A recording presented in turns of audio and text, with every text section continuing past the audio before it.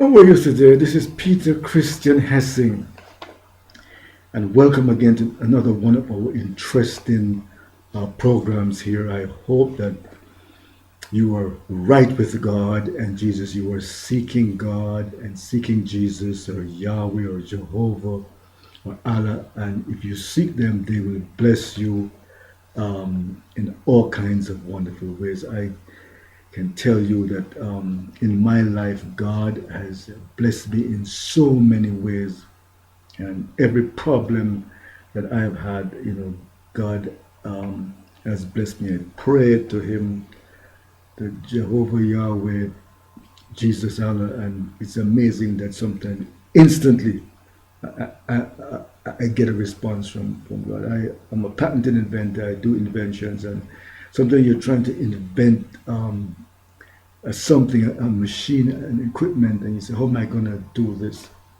And God immediately gives you an idea.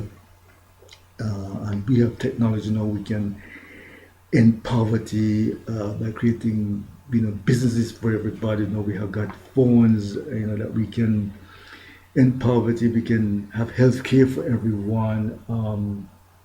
We can have education for everyone. We have the internet. We have computers. All these great technological advances that God has given mankind. And now we have to have a 24/7 system to prevent nuclear war and have peace in the world there. And there's so much technology that we can use to, as I told you, that we had invented a system where an expanding missile system that expands, receive nuclear missiles, and can, disarm them or send them back to whatever aggressive nations there that would launch. And if those missiles were launched from Russia, this system would send these missiles back to Russia or back to North Korea or back to China. So there's so much technology out there that God has given us that we can solve all our problems there. Now, I was born in Jamaica, and luckily, I think from a miracle of God, I was able to come to America. As you know, Jamaica is a poor country. We were born in a poor district, and as a miracle of God, my mother was able to have a store and take care of us and so forth. My great grandfather came from India, and that's why the name is Peter Hessing. Hessing is an Indian name from India. My great grandfather came from India. My other grandfather came from China.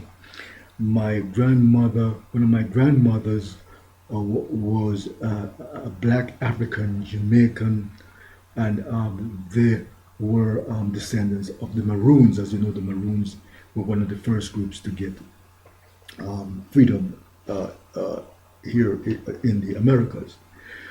And I have had like about four fathers. I've had loving fathers. I was able to have a father and a stepfather. And one of my stepfathers came to America, joined the U.S. military, and he came back to Jamaica and said, "Peter, you have to come to America. There is so much opportunities in America." And he and my mother got together and got a lawyer and was able to get me to get a passport, get a visa. And when I came up here to New York.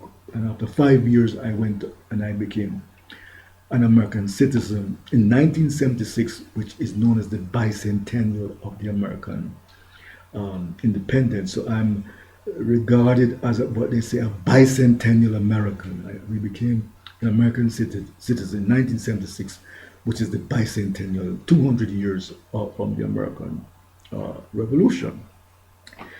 Now, I promised you that we were going to do something on the Star Spangled Banner. It's a very beautiful national anthem. I never realized how beautiful the national anthem was. And, a lot of people don't have time. They've been accustomed to just singing the first verse of the Star Spangled Banner.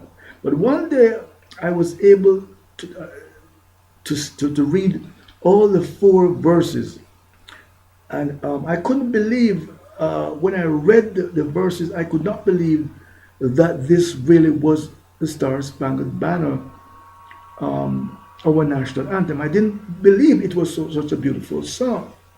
Because what had really happened, Francis Scott Keys, he had gone to negotiate with the British the release of some prisoners.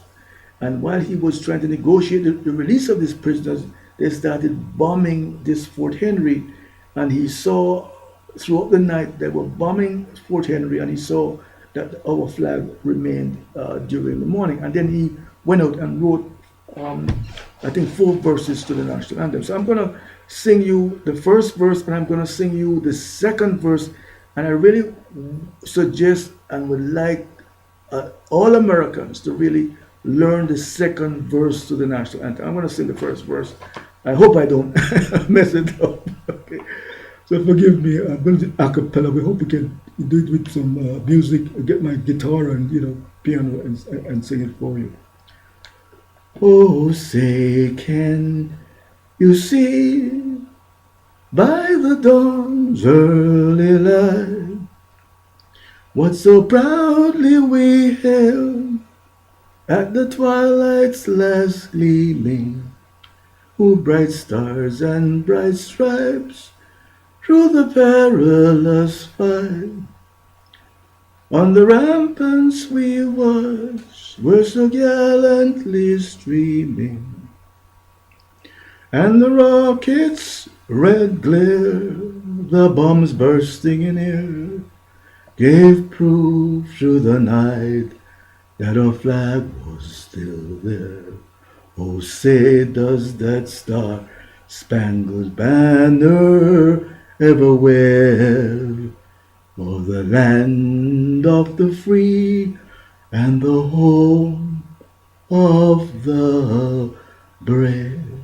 Now, this is the second verse that I want every American to really learn, because this is such a beautiful second verse. This is actually the most important verse to it.